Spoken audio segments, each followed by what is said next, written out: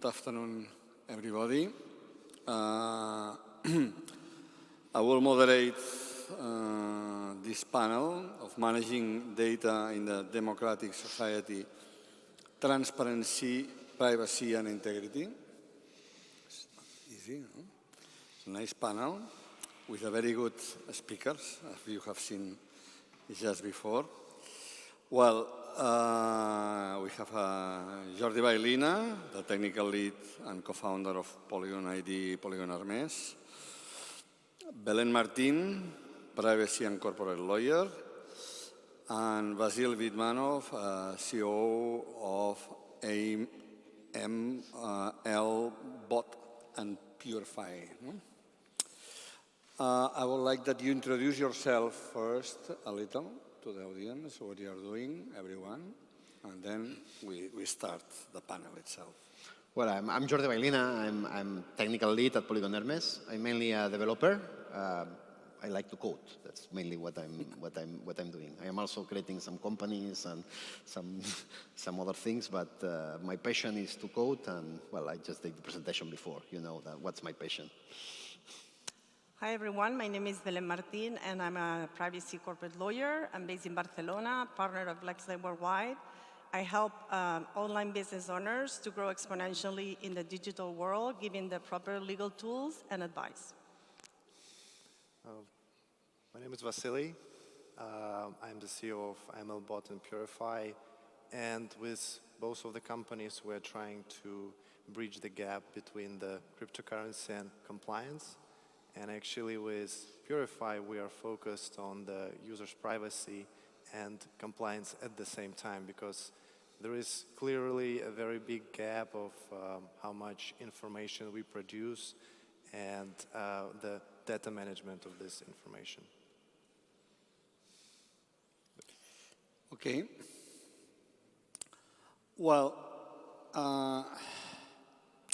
for starting, I want to make a reflection to the audience that managing the new democratic societies, he was explaining before about liquid democracy, these new possible democracies, is facing, to me, one of the biggest challenges is how we manage this data.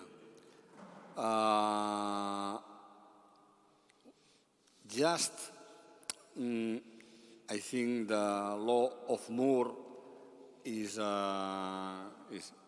accomplishing, and in data is also happening, and maybe at more speed than the law of Moore. Every year we have maybe the double of data, producing the double of data of the year before. And the huge amounts of data that we will produce in the metaverse will be enormous, no? How we manage all this data and how we make that transparent, private, and that helps to the democracy. Because the other question is, there is democracy without transparency or privacy or integrity? Is possible? We see that maybe there is some places that are named democracies, and we see that there is a lack of these three components. No? Also in our societies, now in terms of data, these three, transparency, privacy and integrity, are not very well managed. Then I think that we are facing one of the biggest challenges to get to this democracy or digital democracy that we are saying, is how we manage all these enormous quantity of data. Then I will make a first question to all of you. You can answer everyone. How important is to clarify and make transparent the ownership of the data? Because, okay, we talk about transparency, but transparency for what? And what I'm saying is how important it is to be transparent in the ownership level of the data. Here is, you're talking about the person's data. I like Yeah, to yeah. call it, is your digital identity. At the end, your data is very much your digital identity. It's interesting to see, for example, that in some modern constitutions, and this is something that's some places, Switzerland, some places in Switzerland, some places in France, so they are adding to the constitution this concept of digital identity. The same way that you have the physical identity or even the mental identity, and there is a protection in the constitution so that nobody, your identity, the people cannot manipulate your body. Well, there's some exceptions, medicine and so forth. You can, it's your data, it's yours. Your body is yours, okay? Or your brand is yours. This is for the cults and for the things. It's something that's really protected in most of the modern constitutions. So here the concept of digital identity, meaning mainly all your data that's, so all your identity in the metaverse, if you want, or in the internet, or in the digital world, how this is protected, how this is owned. And the same way that your body is yours, or your brand is yours, and nobody can steal, here happens a little bit with the data. This is something that we have not seen in the last years, and we have seen some aggressions in the last years about your data, and people is realizing that the data is important, but the ownership of the data is not just data that you hold or that somebody holds about you. It's your digital identity. It's your life. It's part of yourself. Yeah. And this needs to be protected very much from the legal perspective. To become transparent Yep. is important to let's say, for the ownership of this data. You should be able to be as transparent as you want. But if you are proving something, if you want to be transparent, you have the right to be transparent, and you need the tools to be transparent. But the same way that you have the right to be transparent, you also have the right to be for the privacy, the right to not being transparent, not being privacy. And this is, I think, this is a right for itself. Okay, so that your data is protected is important.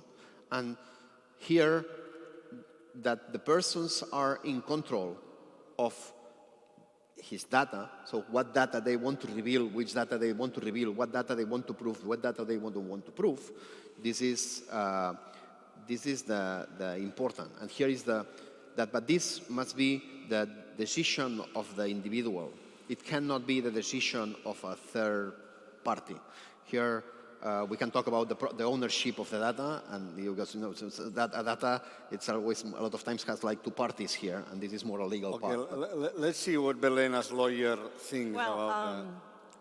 I think transparency of the use of data is possible, but transparency of the ownership, it brings some challenges, obviously. And I think you had to distinguish between personal data and non-personal data, okay? Personal data, obviously, you know, the GDPR says the data holder is the owner of the data, so there is no doubt about it.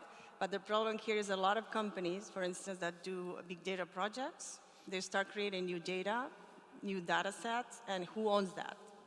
The companies will say, well, I am the owner because I invested money, time. It's here. And Where I'm going. And then, you know, who is the owner? And basically the companies say, well, I'm the owner, but we can find specific situations which can be a little bit challenging, because if in that data set you have personal data and the data subject exercise the right of cancellation, then you have to find a way to remove that data from that data set, which you have been used probably for business purposes, okay? This is I think one of the issues. And the other one is if it's non-personal data, obviously you're generating there as well, but then companies, I mean, there is no law that says that, that regulates data as the ownership of data as of today, okay? So we don't have IP rights over our data. Data is not an asset or a property. So basically companies will start saying, well, this is trade secrets, this is confidential information. And then obviously the way to share that will be through a contract.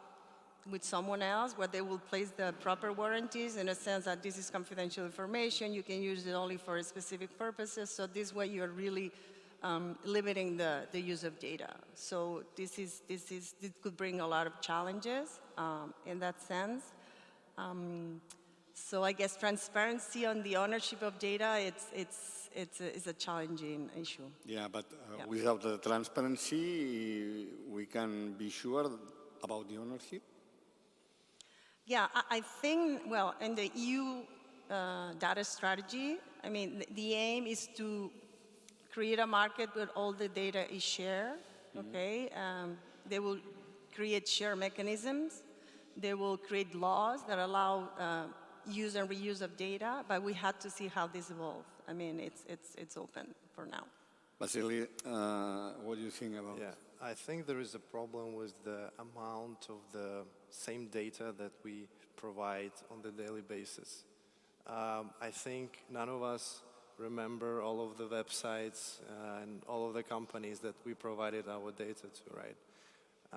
On average, a person has over 200, 300 different accounts tied to just one email address, right? And I would assume 80% of this information is repetitive, right? And now with new generations, I still cannot figure if I'm Gen Z or millennial, but I had my first email account when I was 9 years old, right? So, and now the kids already have their accounts when they're like 6 or 5 years old, and they generate enormous amount of data, and the problem with the data management becomes very relevant. So nowadays we talked a lot about sustainability, right?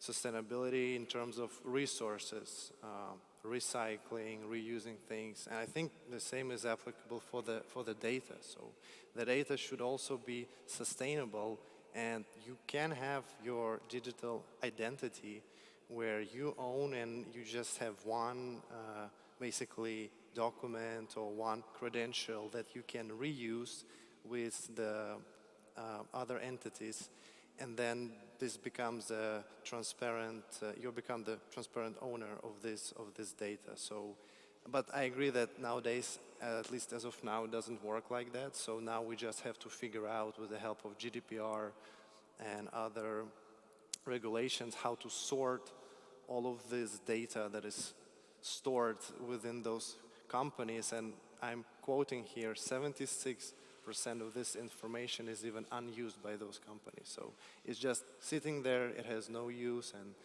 yeah, we have to figure it out. Yeah, you've talked. You've talked about identity, digital identity, and now you talked about regulations, GDPR, global regulations. Do you think that a global standard about digital identity is the first step to solve? I think that there is a more fundamental issue, is who owns this data, yes, who owns this digital identity. Because if we're talking about a format or a standard, like the machines nowadays, they understand all of the formats, right? Any format you can imagine can be understood.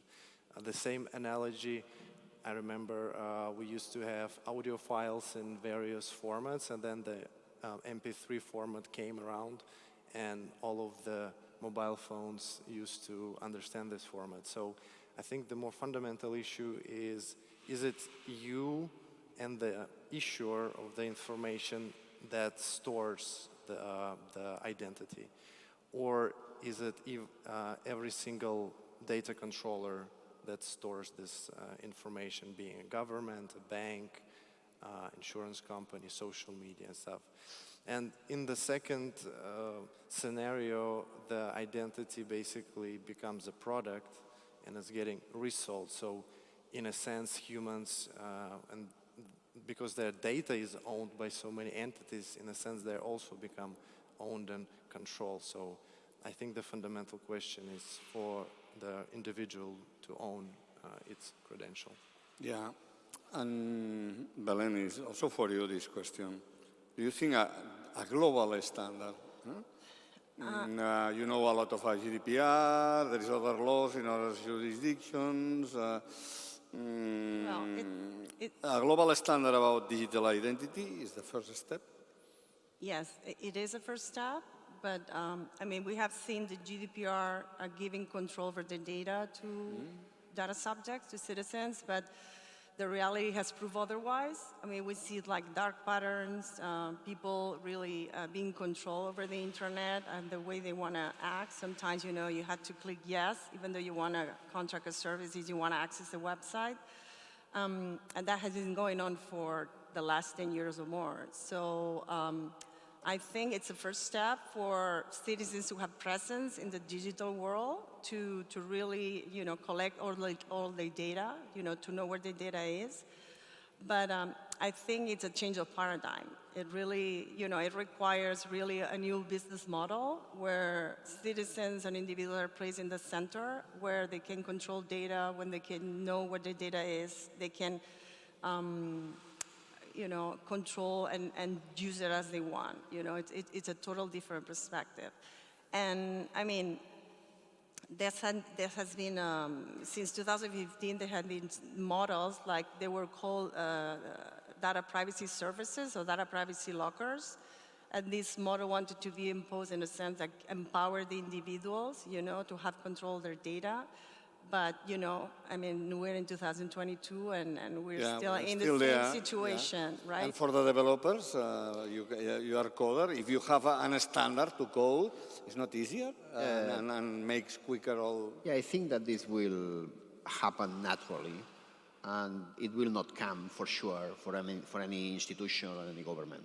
Institutions will never align. You know, if US is doing something, Europe is going to do the opposite. No. So a standard, if it comes from one of these, it's not going to happen. But if it comes from just many of the protocols that internets appear there, the people will start using from the roots some standard, and it's going to be an open standard, and the people will start use that. So, and then the institutions will adopt that.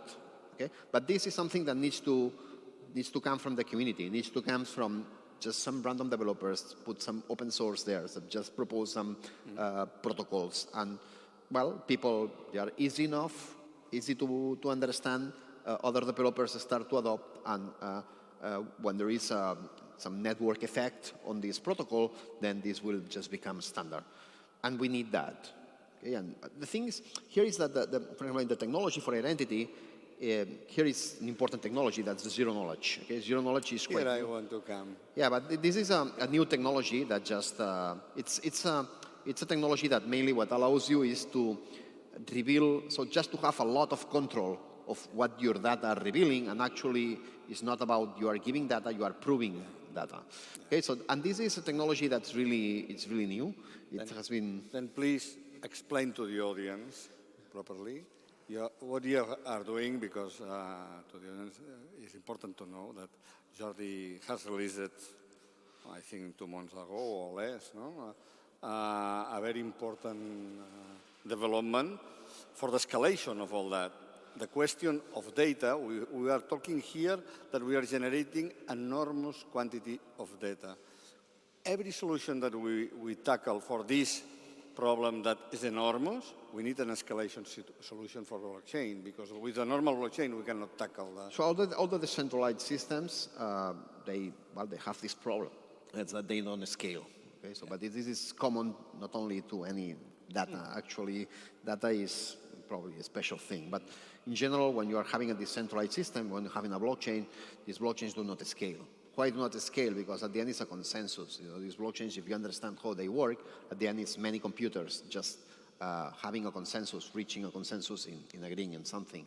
So this cannot go fast, because now you go always to the one that goes slower one. So, and if you want to be decentralized, you need to rely in a small computer, and then this does not scale. Bitcoin can only create 1,000 transactions every 10 minutes, and you can do whatever. You can only do 1,000 transactions. Ethereum is a little bit better, but you can do only 30 transactions per second, which at global scale is nothing. So it's useless if you want to use that in a global scale.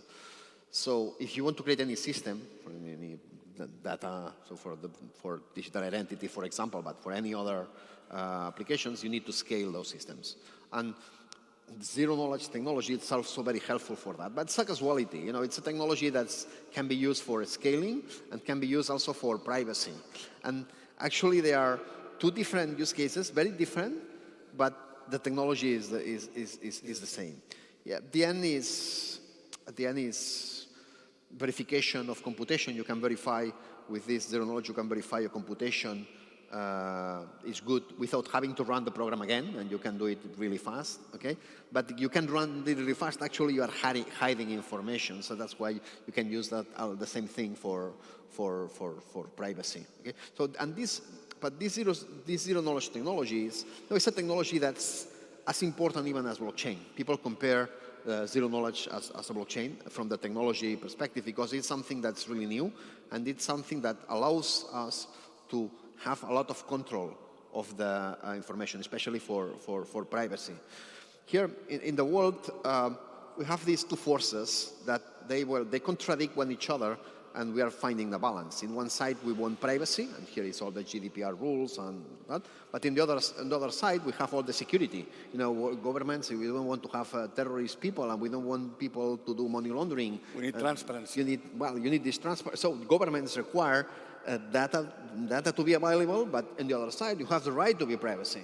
So how you solve both things? And here is where zero knowledge can, and when you can solve both things. With zero knowledge, you can have full control of what data and what information you are giving to the user.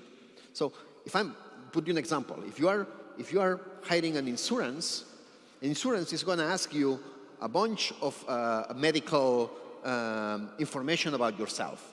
He will know everything, but the insurance, the only thing that it needs, if you fulfill certain parameters or not to get the insurance. So with zero knowledge, you can prove to the insurance that you are okay for this kind of insurance, but you don't need to reveal all the medical information about yourself. And this precision of the information that you are revealing, that you are proving to a third party, this is what the zero knowledge allows. And this is why this technology is so important for privacy, because it allows to solve both things. I can, for example, other applications, I can prove to you that I paid the taxes perfectly, the right way, but without revealing how much I paid. This is something, since the privacy, that's the problem. Financial systems, the banks and the exchanges and all the financial systems, they are spending a bunch of money just to getting KYC, AML. A lot of departments, they're just checking information. It's and they don't care at all. You know, in exchange, they want you just to send money, do an exchange, and send you back. You are just a number. You don't care about who you are. But they are forced to do that because the government is asking them to do their job for them somehow. And so in this, but then here is a problem, you know, because the government, imagine that the government is telling, hey, give me the data of this guy. So you know that this guy is investigated by the government. So the government is just breaking all the privacy rules about yourself. But you have another problem as an exchange. You have the problem that you may be leaked.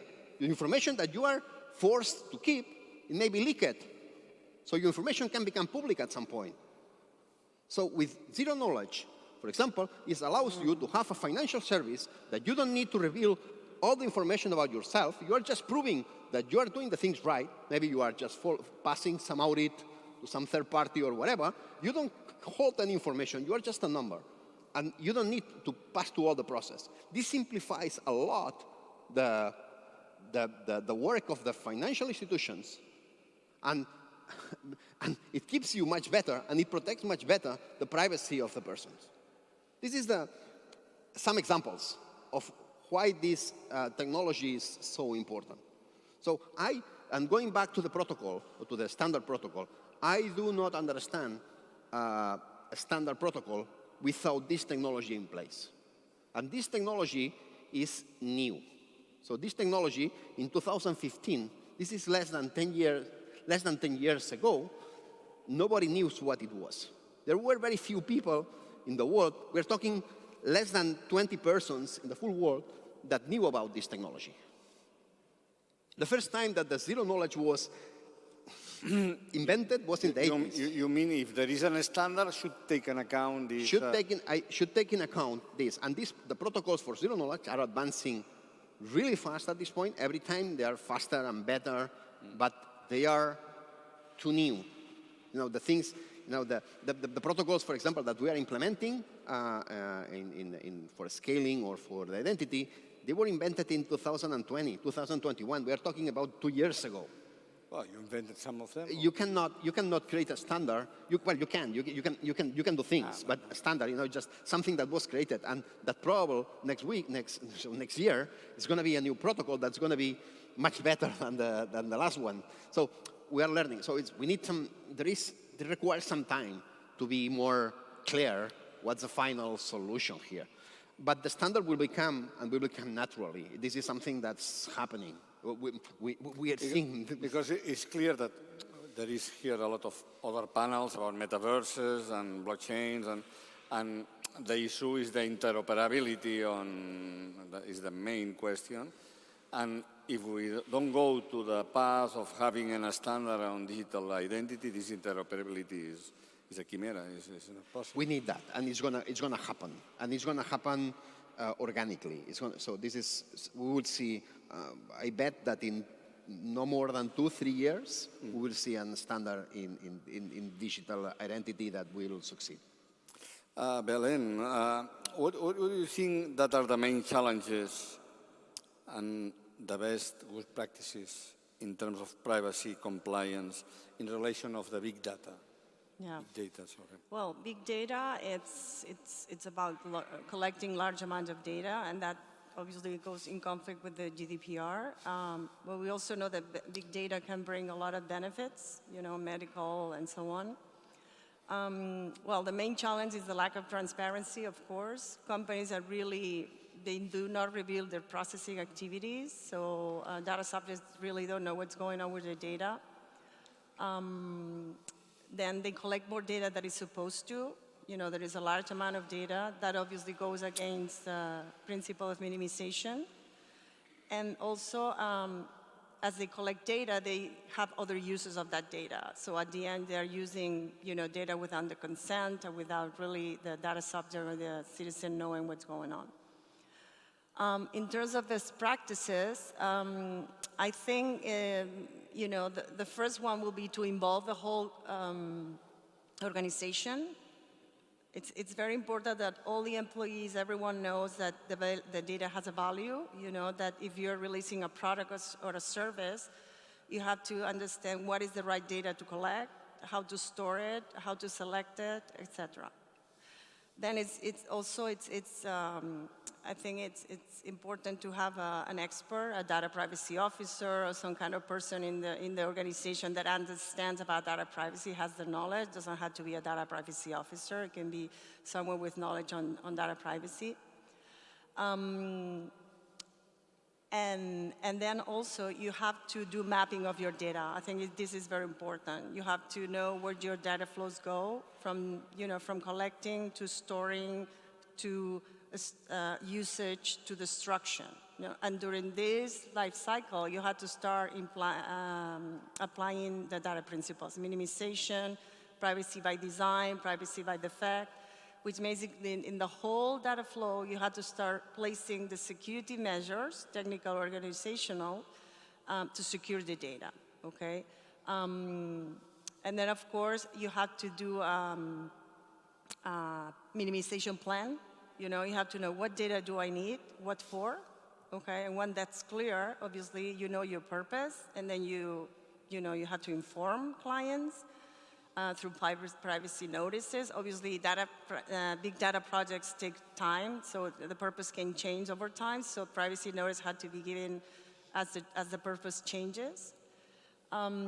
And then you have to look at the accuracy of the data. This is very important because sometimes we're collecting data. We don't know if this is accurate, if it's something wrong. So if you're making decisions based on data that is inaccurate, obviously those decisions will be inaccurate as well. And then you had to be able to address the rights of the subjects. You had to implement processes in that sense. And then you had to monitor all, from the whole big data project, you really have to revise and monitor, that the purpose is the same, if it has changed, the quality of the data, and so on. And in terms of security measures, I think anonymization is a good option. I think zero knowledge proof goes toward that. In a sense that if you anonymize data, the GDPR does not apply. Okay, so in that way, it's a way somehow to really use freely the data that you are producing in a big data project. Yeah. Vasily, he has talked a lot about zero knowledge proof, but we all know here that the KYC procedure isn't a stopper, a friction for DeFi development. We have been living on that. Is there a technical solution using zero knowledge, verifiable credentials to reduce this friction? Yes, the simple question is yes. And we're actually working on such a solution. So there are two aspects to this question. Of course, the KYC is a stopper, but unfortunately, or fortunately, it depends how you look at it, this is something inevitable that will happen for DeFi as well. And the reason why, because there is an organization called Financial Action Task Force, or FATF, that provides the recommendations about the money laundering, and almost all of the countries in the world are members of that organization. So basically, it effectively means that they have to enforce those recommendations on the local level. And their message is that any DeFi arrangement that has a beneficial entity behind it, it can be a company like Uniswap Labs behind the Uniswap protocol that gets a share of the fees, or if it's an individual that controls the smart contract in some way, then that entity is a virtual asset service provider, meaning that that entity needs to enforce KYC and AML. So we should be seeing this in the next 1 or 2 years enforced in the local level. So then how do we take this KYC concept and apply it to DeFi? Because that almost sounds like two very opposite things, because in DeFi, users want to be anonymous, they want their privacy to be preserved, and of course, things needs to be decentralized. So by applying SSI model, which is a self-sovereign identity, and using verifiable credentials, there is a way on how to do it. It's not an easy way, but basically, with Purify, that solution that we built, we have a framework for AML and KYC, where we apply the SSI model, and we have an issuer, which can be a KYC provider that issues the credential to the user. We have a verifier, which is our smart contracts that then verifies this data, and we have the prover, which is the user. Within this model, we actually have two modes. One is interactive, and the second one is non-interactive, where non-interactive is the perfect representation of the SSI triangle, where the user stores the verifiable credential locally, and then using the ZK Circuit app, generates the proof and feeds it to the dApp that then includes it in the transaction on the blockchain and sends this to the target smart contract, which then verifies if the information is valid. So it sounds a bit complex, but basically it gives an opportunity, to the dApps operators to set up certain rules for the wallets, aka users, that they want to interact with. And users would not have to disclose their full KYC data because verifiable credentials allow for a thing that is known as selective disclosure, where basically, I mean, most of the time, you just need to, when you're doing the KYC, you need to prove that you are over 18 years old, you are not from a sanctioned country, you are not on the sanction list, and you are not a politically exposed person. So it's a simple yes or no question without knowing your name, knowing your actual age, knowing your country of origin. And I think this is something that the DeFi community at least can agree to, right? So they will just prove this information without disclosing the actual details. And the last aspect to it, that once the wallet or user gets this verifiable credential, this, the proof that it was issued gets recorded on the public registry, which is blockchain. So then the public information is that the user actually done the KYC, the verifiable credential was issued, and this is publicly accessible. So again, it gives an opportunity to the dApps. They don't need to store any data themselves. They don't need to do the KYC. They simply can query another smart contract and ask if this user is KYC'd and if he fulfilled or she the rules that they require. So in the simple terms, this is the solution. Yeah, well, what we see, that the technology is there. Yeah. Okay, Jordi, you explained the use case. To end our panel, I will end with a more visionary open discussion. And I will start explaining a speaker that I had here in Barcelona 4 years ago. Is David Siegel, the name of this guy. He was the CEO of, at the time, Pillar Wallet. I don't know if you remember this project. But the vision of this guy impressed me at this time 4 years ago in terms of data, because he explained to me that the solution for the data is that every human has his own repository of data, of all the digital data that we generate. And this data is owned and kept by this human. And he explained me then, and also that allows a new kind of business that is a marketplace of assistants powered by artificial intelligence based on your own data. Instead of having Siri or Alexa, you will have a marketplace where you will buy this assistant who is better, Alexa, Siri. This year I want Alexa. And Alexa will read my data and will help me and will be my assistant in the digital world. Okay? That 4 years ago, explained by David better than me, was shocking to me.